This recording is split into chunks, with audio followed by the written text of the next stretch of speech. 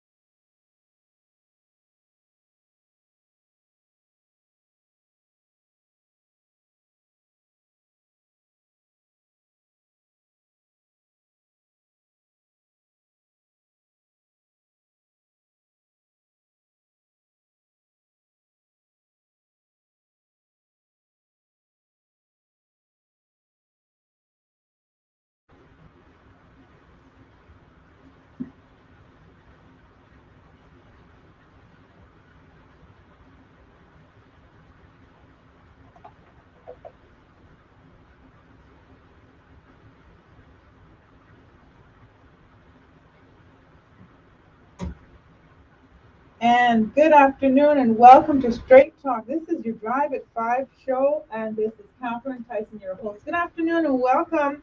Welcome to the show. Welcome to Monday, and just welcome to the tropics and being blessed to be in paradise. Yes, I don't know if you guys had a great weekend. I had a great weekend.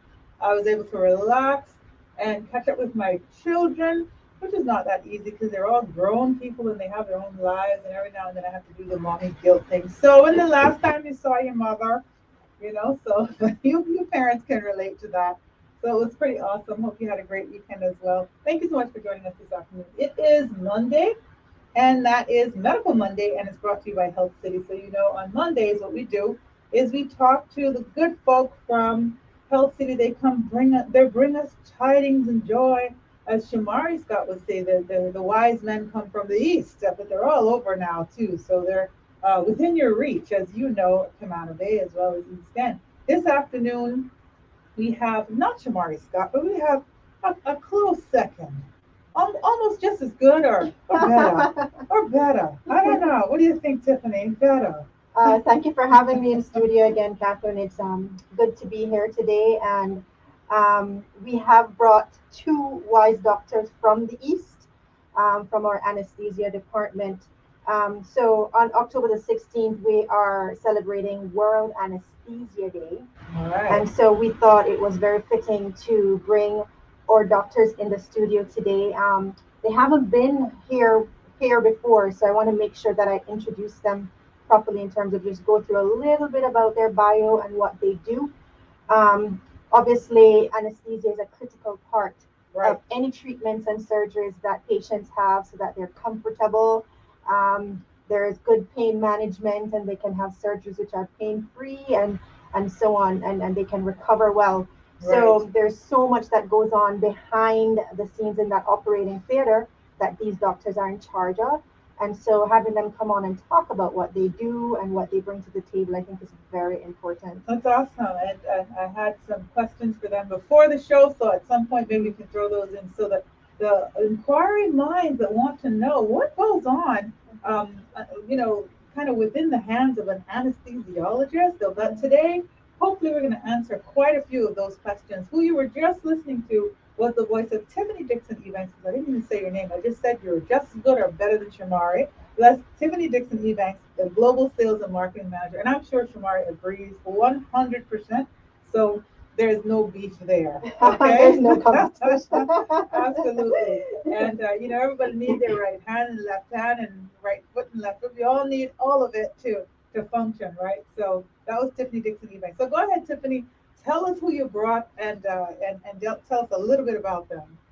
Yeah, so to my, in studios, to my right is Dr. Sanjay, who is our senior consultant anesthesiologist and intensivist at Health City Cayman Islands.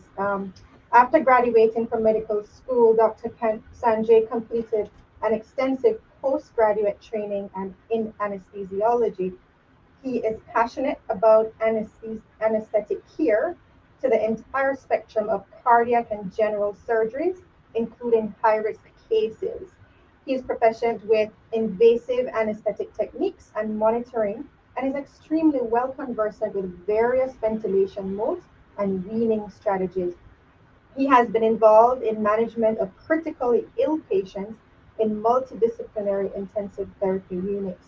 So his education, obviously, he got his MD in anesthesiology from um, the Pramukh Medical College in India, postdoctoral training in course in cardiac anesthesiology, Bachelor of Medicine and Bachelor of Surgery in the JJM Medical College, also in India. His professional highlights includes heading the Department of Cardiac Anesthesiology in Kolkata, in the Biria Heart Research Center in Kolkata, India. And at Health City, his special areas of interest, cardiac anesthesia, working with both adult and pediatric, perioperative management, all types of complex congenital open and closed heart surgeries and procedures, all types of vascular and thoracic surgeries. Also ECMO, which is, I'll allow the doctor to explain that later on in our discussion today, which is extracorporeal membrane oxygenation, perioperative management, and ultrasound guided peripheral nerve blocks. So there is a lot of skill behind this gentleman, and he will walk us through what he does today. All right, okay. Are you going to go ahead and introduce the second doctor, or are we going to talk to Dr. Yes, Sanjay because I first? think Yeah, once let's I do both. introduce They- our just let doctors, them they're go. going to just take it Good stuff. in terms of their experience and what they provide All to right. our patients. So to my left, we have Dr. Vijay Kumar, who has been a consultant anesthesiologist with Health City for close to 5 years now. He has completed his MBBS from Kempe Gowda Institute of Medical Sciences in Bangalore. His passion for anesthesiology developed when he began his internship, and anesthesia was the first specialty he had the opportunity to work on as an aspiring doctor at that time, and that was in 2006. He was particularly interested in the way that anesthesiology combines the cerebral requirements and what I was advised that has everything to do with the brain, in layman terms, um, uh, Of internal medicine. So my we lost something. my Technology for us. yes, right? technology just went blank. So I'm just going back to his areas of special interest are difficult airway management and regional anesthesia. And he's also a certified ACLS, which means Advanced Cardiac Life Support, and PALS instructor, which is Pediatric Advanced Life Support Instructor. Okay.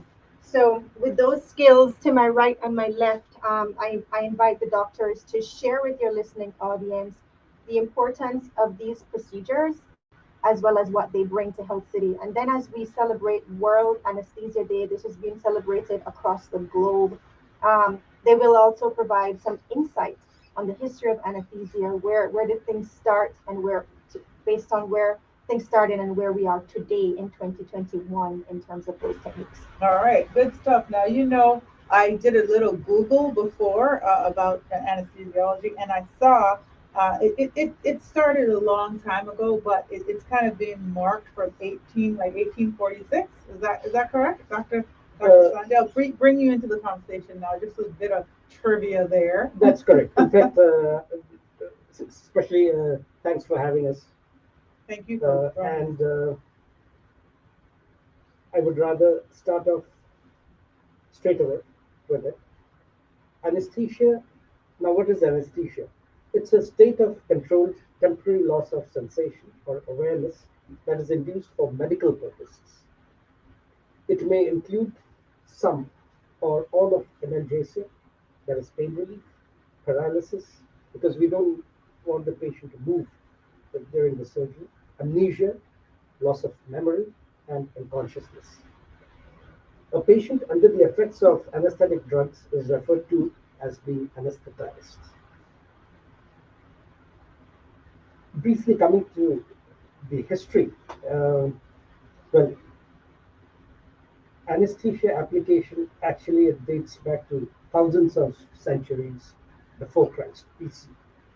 For example, 4000 BC, the Sumerian artifacts depicted opium poppy. 2250 BC, the Babylonians relieved toothache with henbane, that is, Hyoscyamus niger. 1600 BC, acupuncture was being practiced in China. 1087 BC, in Homer's Odyssey, the Greek goddess Circe used deliriant herbs like mandragora and datura in a brew to seemingly transform Odysseus' men into swine. 600 BC, the Indian Shashruta used cannabis vapors to sedate surgical patients, and over ensuing centuries, other herbs like aconitum would supplement that sedation in India and eventually in China as well. 400 BC, the Assyrians used carotid compressions to produce brief unconsciousness before circumcision or cataract surgery. Coming down further, 64 AD, Dioscorides, a Greek surgeon in the Roman army of Emperor Nero, recommended mandrake, that's the root of a plant, boiled in wine to cause the insensibility of those who are to be cut or cauterized. Okay. But these are just a few incidences I've narrated, but actually there are hundreds of such things. So anesthesia is actually being practiced dates back to thousands of centuries. Right. Would Dr. Vijay like to throw some light on the matter? Well, before I start, I'd like to thank Catherine for having us here and Tiffany for the wonderful introduction she gave. Well, as Dr. Yeah. Sanjay told, it's been that anesthesia has been administered for a very long duration, from years, but the World Anesthesia Day is celebrated since 1946. That's the year when the first public demonstration of anesthesia took place, and it took place at the Massachusetts General Hospital, where we had WPG Morton, the anesthetist at that point of time, who was also a dentist, administered anesthesia to a patient who was operated by Dr. Wells for a tumor in his neck, and that's when it became the modern day anesthesia. Right. That's 18. Is it 1846? 1846. Okay. So All right. we are 175 years now. Okay. That's also known as the Ether Day. Okay. Yeah, and that's the And reason why October 16th is kind of commemorated as World Anesthesia Day. exactly. Yes? Okay. And since this historic milestone, actually advancements in anesthesia administration and newer anesthetics, it led to the medical specialty of anesthesiology of the early 20th century. Okay. All right. So before we came on the show, a few minutes ago, I said to you, Dr. Sanjay, this is an anesthesiologist. Of the common belief is that you all hold a patient's life in your hand. Is that something that's very common, like a common feeling of most patients when it comes to anesthesia? And then can you talk to us a little bit about what are some of the components of anesthesia? Because obviously we just think, okay, you're putting them to sleep, you bring me back out. So you're holding my life in your hand, but in actuality, it's so much more than that. Exactly. Actually, I think it would be good if we just go in a stepwise manner. Okay. The first thing I think we should also know what um, are the different kinds of anesthesia. Right. There's general anesthesia, regional anesthesia, which includes epidural, spinal, and also nerve block anesthesia. We do have combined general and epidural anesthesia. And so general is basically what then? General anesthesia is one in which we put the patient to sleep. Okay. And especially in cases of combined general and epidural, for example, where the patient sleeps and the epidural, it takes part of the pain relief, not only during the surgery, but post-surgery as well. Okay. And then we also have monitored anesthesia care with conscious sedation. Especially in case of general anesthesia, uh, we need to intubate the patient. Okay. That is, intubation means we need to have control over the patient's airway. Because once we give the muscle relaxants, then the patient does not breathe. So Oh. it's the endotracheal tube which goes into the trachea, that's the windpipe, and the portion which sticks out from the mouth is connected to the anesthesia machine, from where you have a mixture of anesthetic gases which goes into the system. And in fact, the anesthesia machine, it acts as a ventilator that makes the patient breathe in, breathe out. Okay. So you have the anesthesia gases which goes into the system, and that is what makes the patient remain unconscious throughout the surgery. Okay. Okay.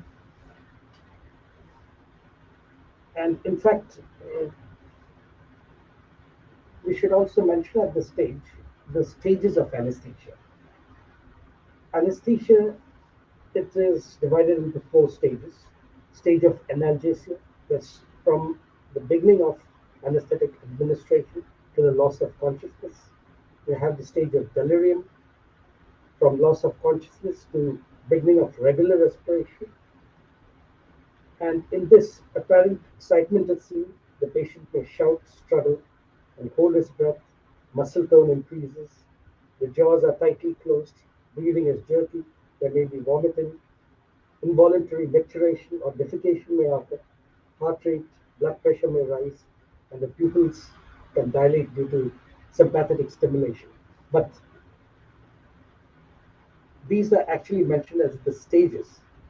We as anesthesiologists, we do not allow the patient to shout or struggle to breathe or the other modalities which I mentioned. Okay. And these are the stages where the anesthesiologist play the most important role. Then we Okay. have the surgical anesthesia, from regular respiration to cessation of spontaneous breathing. This is the stage when we insert the endotracheal tube and uh, enable the patient to breathe throughout the surgery with the Okay. help of the ventilator and the Okay. anesthesia machine. Okay. And the fourth stage is medullary paralysis, that is cessation of breathing to failure of circulation and death. And that is also something which we do not allow. Oh, okay, good. Good to know. Right. Very good to Just know. to add on to it, as Dr. Sanjay told, I mean, these are various stages, but these were more profoundly seen when people were using ether Ether and for the exactly. anesthesia. So the patients used to take a longer time to get under the influence of anesthesia.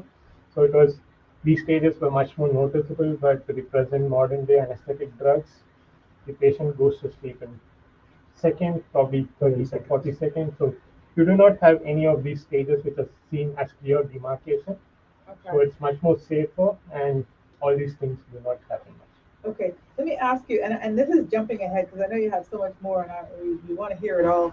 And if you have a question, 9433700, we invite you to call this afternoon. Definitely, the doctors are in the house; they're ready for your questions, ready to answer them. So, 9433700. I want to ask you, because obviously you came on at different times, right? And you're just listening to the year that you were graduating in residency. Are there any differences? And I'll ask Dr. Sandria the same thing. Are there any differences that you think that have changed? Obviously, from 1846, right?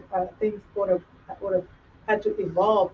But in some areas, I realize that as much evolution as you imagine is not so much true because it's pretty straightforward, right? Is there a lot of things that have changed with it?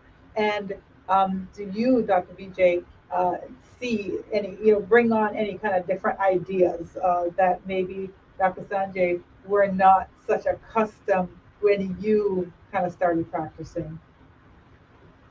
Well, as Dr. Sanjay told the different types of anesthesia, the general anesthesia, the regional anesthesia, as well as the sedation or the monitored anesthesia care. The general anesthesia, the principle remains the same. You put the patient to sleep, you take care of the analgesia, you induce amnesia so that he doesn't remember, there's no awareness during the procedure, give you muscle paralysis so that it's easier for the surgeons to work on. So all these are part of the anesthesia. But the thing probably the changes would be to do with the drugs. As time has progressed, we have had much better drugs available.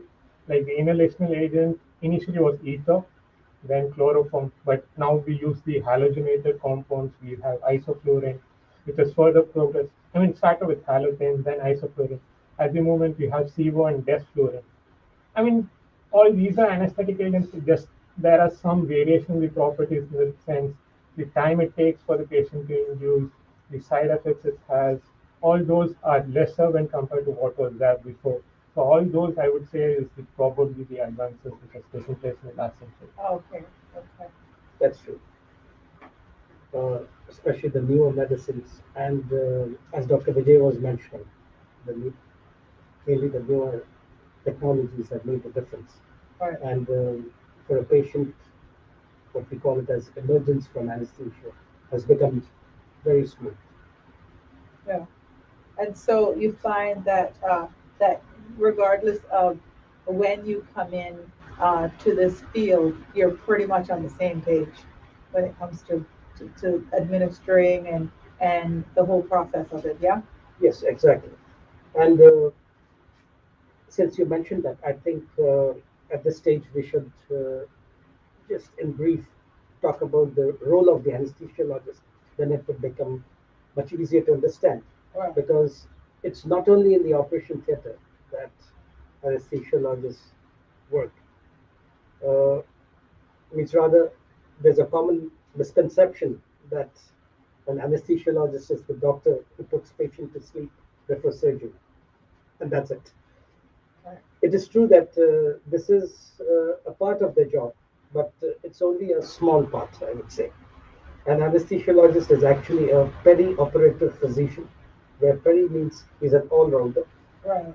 So an anesthesiologist is responsible for the patient care throughout the surgical experience, before, during, and after the surgery. An anesthesiologist also has many responsibilities outside the surgical suite. That's the operating room.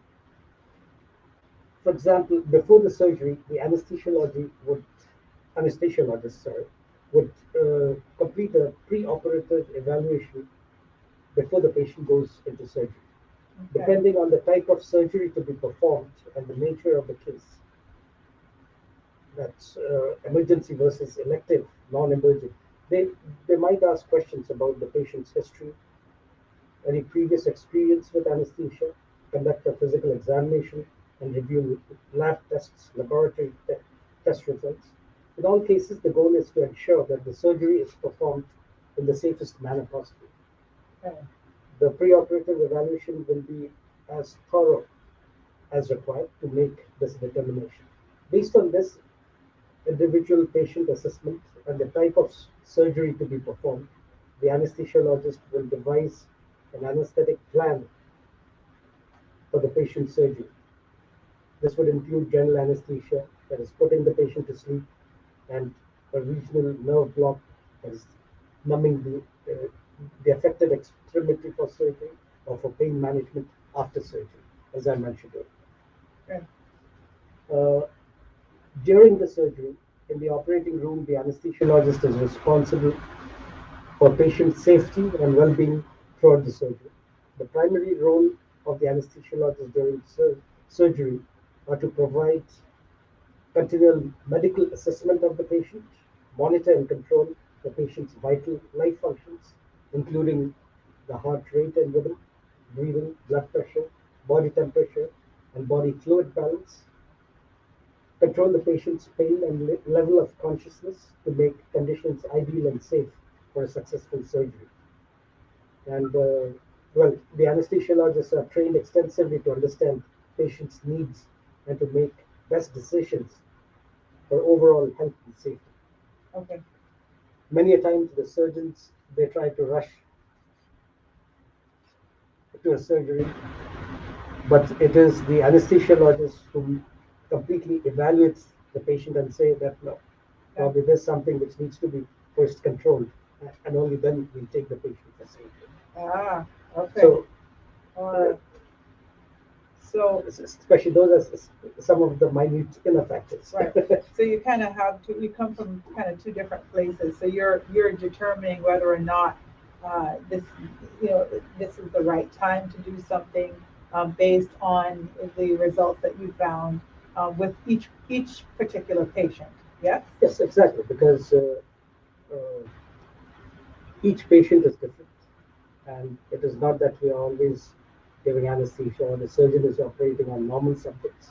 There are patients with multiple comorbidities. By comorbidities, I mean other disease conditions. Right. There are elderly patients, there are small babies, and each has to be handled differently. Right. Right. And especially after the surgery, uh, the patients are taken in the post-operative anesthesia care unit or the intensive care unit, where specialized nurses, anesthesiologists, or other physicians, if required, they continue to monitor the patient's condition and the effects of anesthesia. And they also take steps to ensure that any pain resulting from surgery is minimized. And as I said, outside the surgery, one of the most important is the pain management. The anesthesiologists are trained to manage pain during and after surgery. Surgical pain or pain following an injury is commonly known as acute pain. Pain that persists longer than expected is known as chronic pain. Chronic pain can be related to trauma, such as nerve injury, or a disease process, such as cancer or diabetes. Okay. And some of the anesthesiologists take an additional year of specialized training and become both certified in pain management as well. Okay.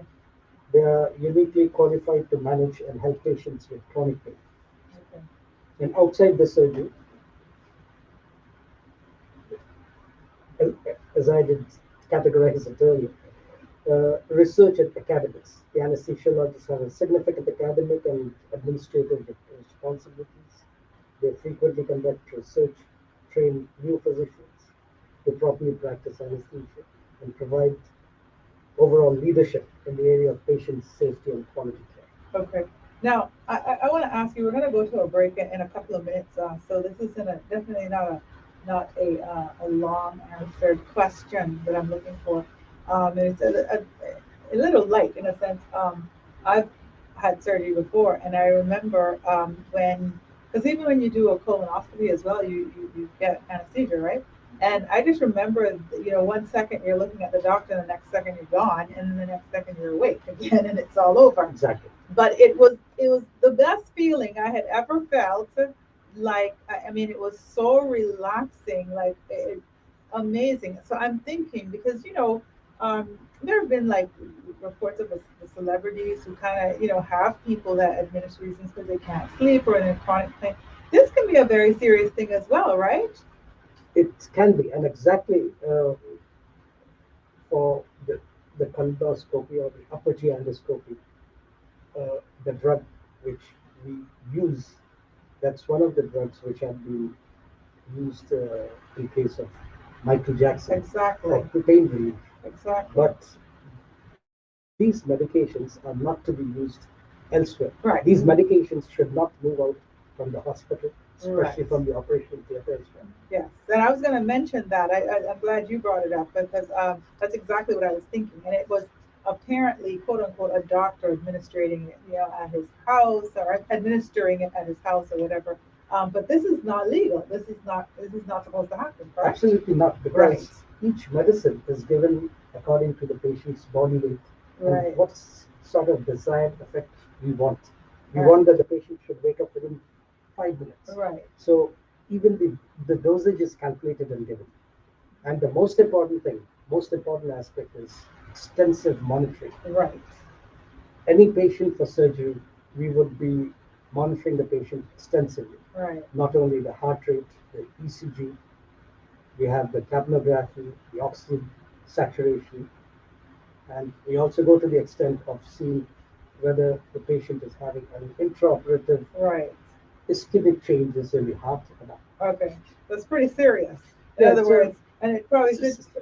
the thing is, obviously, that's in Yeah. connection with patients who have uh, uh, cardiac morbidities. Yeah, and it probably shouldn't be something that's done, to sleep at night, right? But obviously, like I said, the feeling that I remember that feeling, somebody that that has enough money can say, oh, you know what, I'd like this, but it's you and your code as a doctor that knows, no, absolutely not. Okay, we're going to take a quick break on that because I think that's a really important point. Thank you so much for joining me this afternoon, Dr. Sanjay, Dr. Vijay, as well as Tiffany Dixon Eubanks, the global sales and marketing manager over at Health City. It is Medical Mondays brought to you by Health City. This is your Straight Talk Drive at 5 show. I'm Catherine Tyson, your host. We're going to come back with more. So stay tuned and we'll be right back.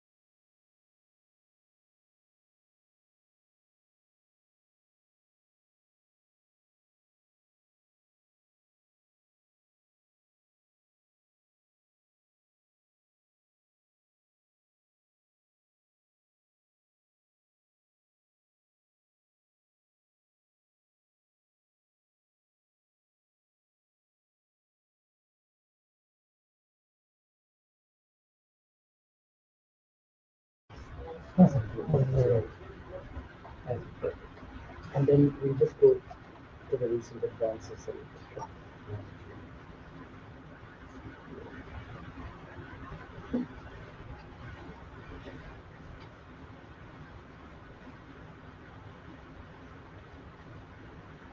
And welcome back to Straight Talk. This is your Drive at 5 show. Catherine Tyson, your host. Thank you so much for joining me this afternoon. It is Medical Mondays in the studio at Straight Talk, and I am joined by the Health City good folks from the East and the West of these days. And it's Tiffany Dixon Eubanks, the Global Sales and Marketing Manager, has brought a couple of her doctors. Generally, we bring one or two doctors. I think we've had three before. Just lots of amazing treatment and care at Health City. And every Monday we bring you information about the doctors that are there, the new ones that come on board, the ones that have been there a while in all departments, and just take time for you to get to know the staff over there at Health City, to know that you're in good hands. They're within your reach.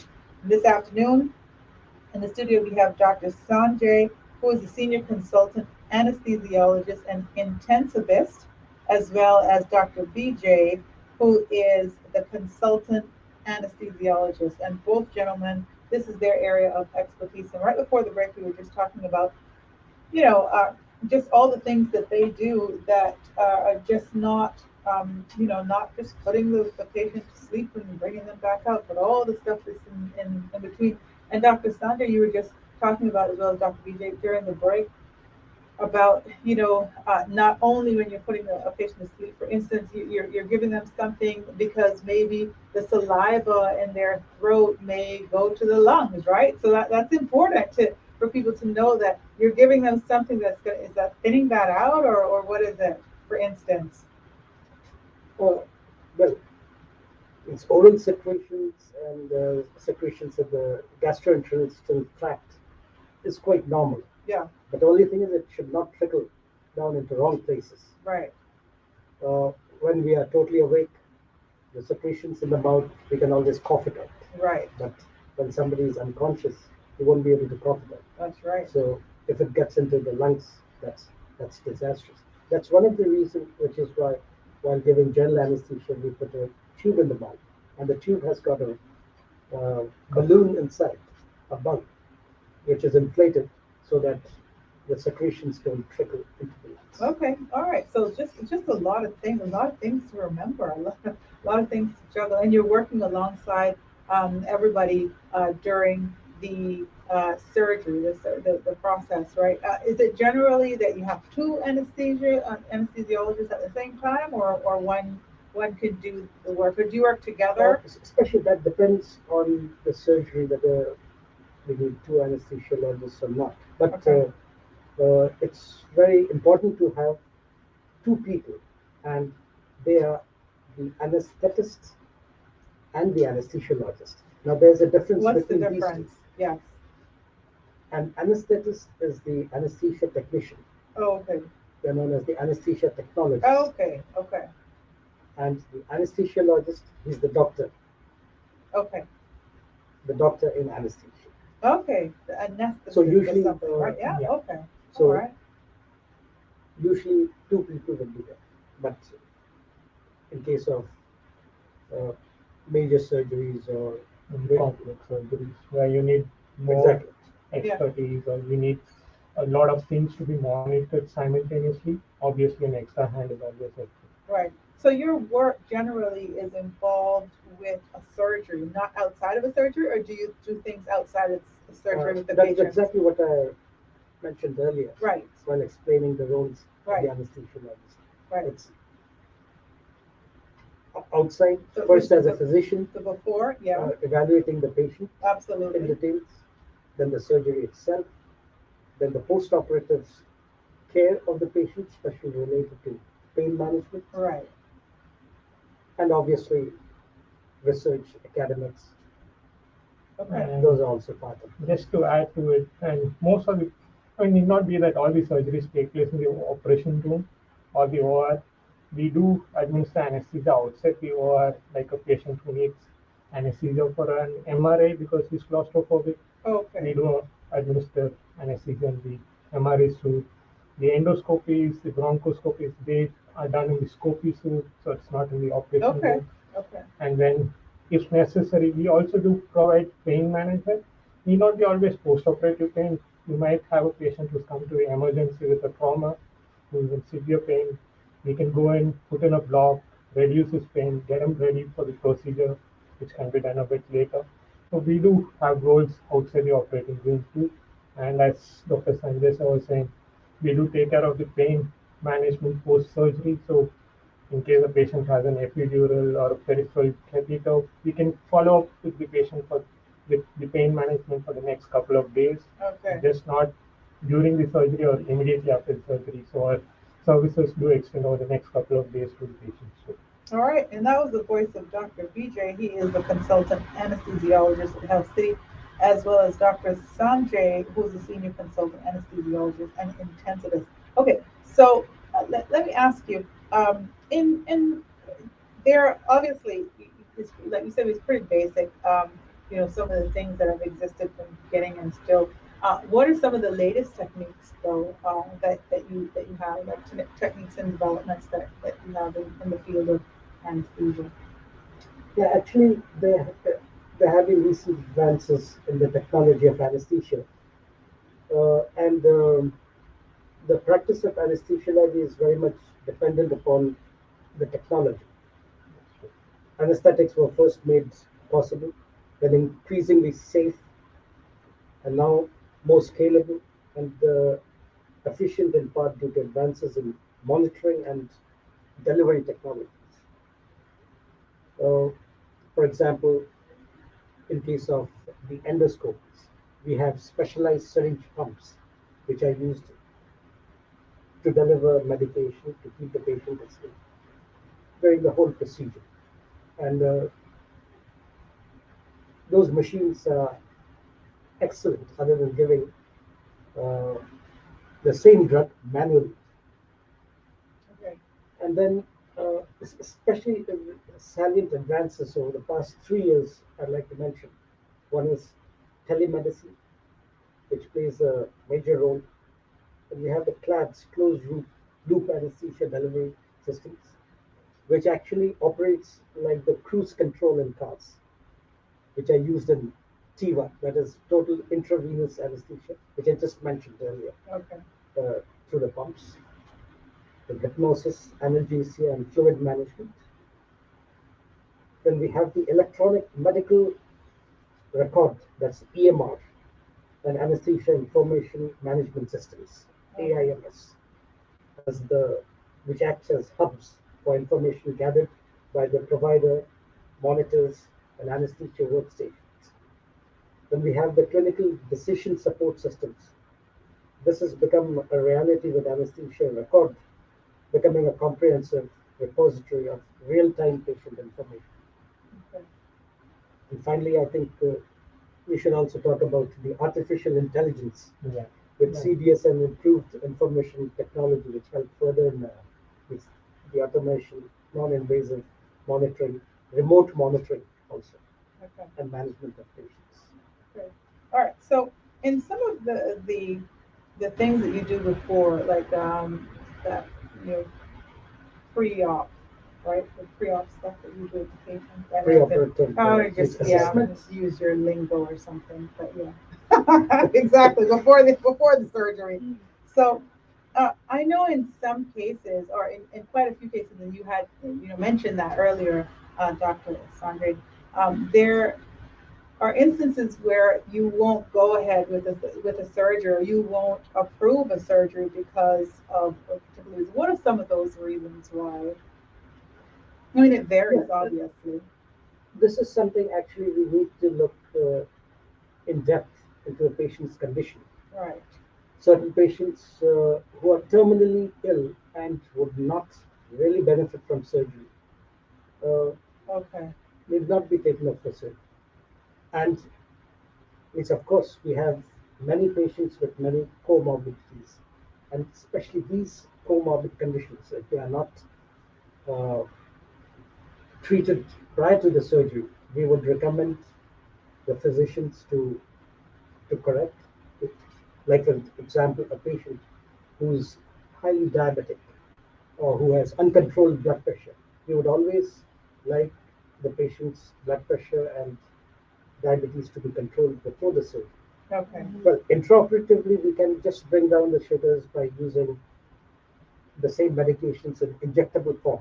Right. But the postoperative complications would be, for example, if a person continues to have high diabetes or blood sugar, the wound would not heal. There would be postoperative infection of the Okay. wound. Okay. And the same thing goes with blood pressure and other conditions, Right. So, etc. and there's a couple of instances, like I know about an instance with needing a blood transfusion and not having something, whatever, some significant, I guess, weight, blood count cells or whatever. So operation was not suggested at that time. So what? That's Yeah. also very true. For example, if a patient has a very low hematocrit level, we would like that to be corrected prior to taking up the surgery, because during surgery, obviously, the patient would bleed further. Okay. So, Okay. Yeah. And as well as go ahead. Yeah, that's the reason we always look into the laboratory reports of the patients prior to undergoing the Right. procedure. So as Dr. Sanjay was saying, with regards to the pre-operative assessment, we take a complete history, we go through their old medical records, go through their lab reports, seeing to that everything is well set and optimized prior to taking up for a procedure. Okay. So if a patient has a low hemoglobin, obviously hemoglobin is necessary for the oxygen transport, and that's obviously necessary for the tissues to function well, Right. as well as the anesthesia. It's always better to get it optimized if it is an elective procedure, because it's you have a better outcome when things are better Right, optimized. right. And then sometimes it's a catch-22 because the patient needs the surgery, but then they are not able to have it because of this. And I mean, sometimes it's really kind of, Yeah, you it's a know, thin That's line something to we walk do. on. yeah, So, Yes, exactly. And absolutely. we face such conditions very Yeah, frequently. yeah, Like, for example, if there's a road traffic accident and you have a patient who's bleeding profusely, obviously we would be means immediately doing an examination, but in certain cases we may not have the time to wait. right, So we need to do a proper fluid management, and in between we arrange the blood. right. And when it's available, we get the transfusion. Yeah. And So it's a yeah.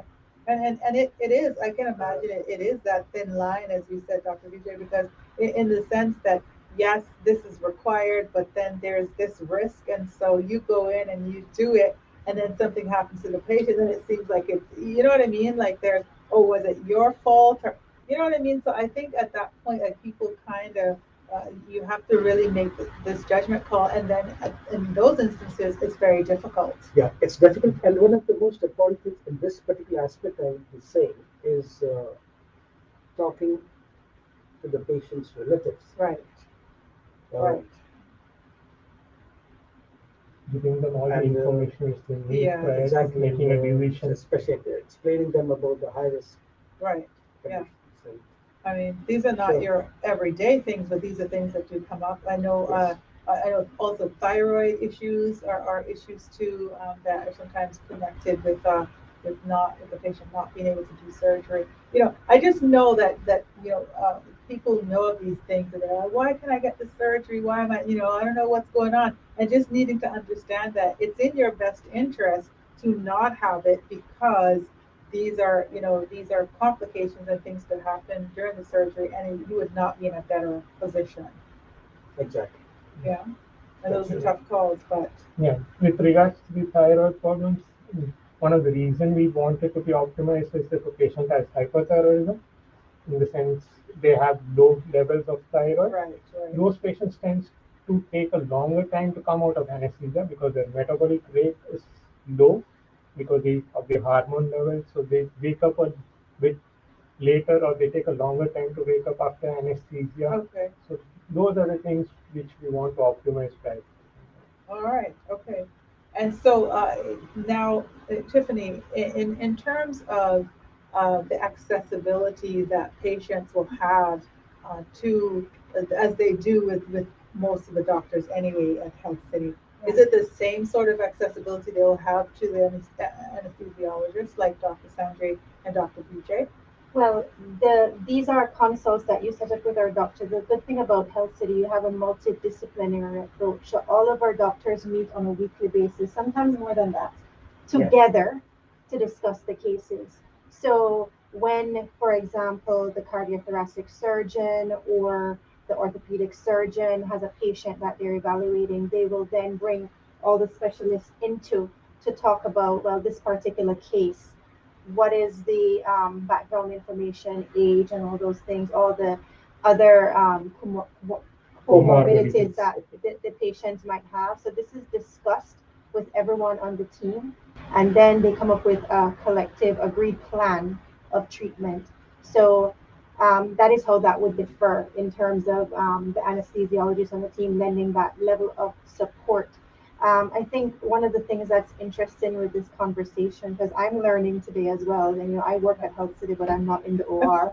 So when our doctors come out and speak, just the level of pre-operative research that is done with the anesthesiologist team, I think that is one of the things that the patients, just listening to that this afternoon on air with these two doctors, it just kind of gives you that added level of comfort that we're not just at Health City just setting an appointment to do a surgery at this particular time and it's going to happen. No, the team is going to evaluate whether or not you're in the correct stage Right. that you need to be in, so that the outcome is as successful as possible. Right. And so it's kind of good to hear, Dr. Sanjay kind of fleshing out step by step what is done so that you can know that there is that level of care and that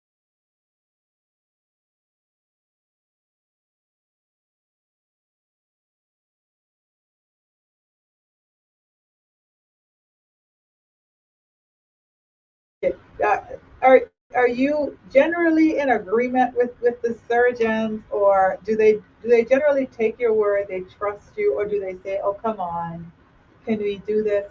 Is there ever, with the interdisciplinary approach, is No, there ever a time? especially we have very good surgeons and we have a very good rapport with them, and they really do listen to us. Good. Okay. It's a team effort. It's a Everybody, teamwork. everybody needs to be in the same page when you're going in for a surgery for a patient. So as Tiffany was saying, we have these rounds or talks where we discuss about the patients coming up for the next week or whenever they're posted for the procedure. So we do get into the history, the comorbidities which they have, anything which can be optimized prior to taking them up, and the time which they might require for the recovery and what needs to be done for a better recovery. All these things are discussed and then we go in for the procedure. Okay, all right. That's good to know. I know that uh, Health City has a world-class anesthetic services. Two of your team is in the studio this afternoon. Dr. Sanjay, who's a senior consultant and anesthesiologist and intensivist, and Dr. Vijay, who's a consultant anesthesiologist. Now, Dr. Sanjay, I want to ask you, an intensivist is what is that? Is that is kind of it's similar or it's obviously hand in Yeah. hand? Well, especially the word intensivist is what we use it for, is when the same anesthesiologist, well, it necessarily need not be an anesthesiologist. It can be a medicine doctor who has specialized in intensive care. But it's mainly, in most of the places, it is the anesthesiologist who also act as the intensivist. And this Okay. is when the patients are in the intensive care unit, Okay. Okay. where patients may be ventilated over length of time, Yeah. and these are patients who are critically ill, Yeah. and they need extensive monitoring, round the clock monitoring, and that happens to be one of the major work which the anesthesiologists do. Okay. Okay. And so that's one of the things that you also do at Health City as well. Yes.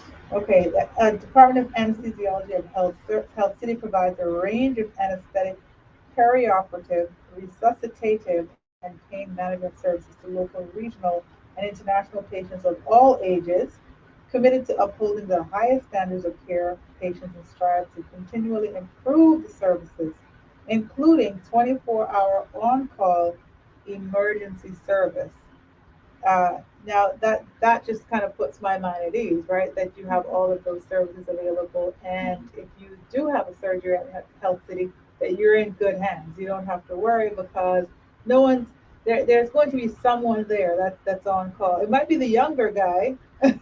Yeah, we usually have an anesthesiologist on call 24 hours, be it a holiday, be it a Sunday. We always have one because you never know as to when an emergency is going to pop up. Right. So you need to be always be prepared. It need not be that the patient is requiring a surgery. It can be a patient. We also do cater to uh, resuscitations to probably a patient doesn't need surgery, but he just come comatose. He needs CPR. He needs to be resuscitated. We need to take care of his airway. He needs an intubation. So all these things are done by multiple people. Probably the emergency room physician as well as the anesthesiologist also plays an important role in that. Okay. And you also have a post anesthesia care unit as well at Health City. Oh, yes. Yes. And that's after surgery. That is after surgery. Okay. And I guess the patient stays there for what is the general time frame, or does it vary? Especially immediately after surgery, or what I would be saying is immediately after anesthesia, Yeah. the patients are a bit drowsy due to the effect of the anesthetics. Right. So that's why we keep them in the recovery room.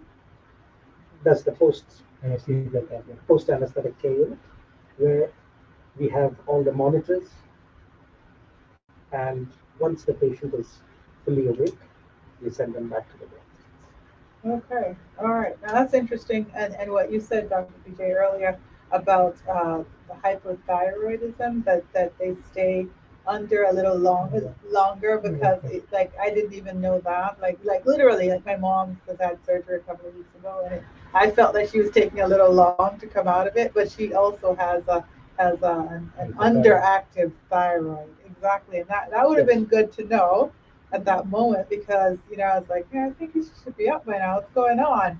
So and that obviously would be in your post anesthesia care unit, yes. And that's, as we mentioned it earlier, we do a thorough uh, evaluation of the patient before the surgery. Right. So if the patient is fine, we just do a baseline blood work and the other baseline investigations. And sometimes patient might not know that they have certain diseases like kidney problem or diabetes. So once we find something on as far as the history is concerned, which is suggestive of one of the comorbidities, then we go further to evaluate. And if we find, yeah, means obviously we have patients who are hypothyroid or hyperthyroid who are already taking medications, and the repeat blood investigation has revealed the uh, the results to be within normal limits. Well, the thing is, we can go ahead with the surgery, and especially since you had been emphasizing upon hypothyroidism, these are certain patients who we would recommend them to take the thyroid medication even on the day of the surgery, Right. just with a sip of water. Right. Yeah. Especially fasting is something very important for surgery because Right. there's something which we always tell the patients.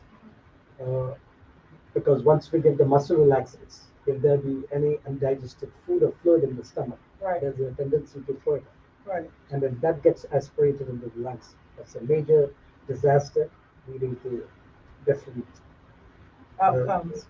these Yeah. outcomes, Yeah. ICU admission, and so although fasting is important, but certain patients on medications like uh, medications for hypertension Yeah. or hypothyroidism, we would be advising them to take these medicines Okay. on the day On of the this, day. they just with a sip of water. Okay. All right.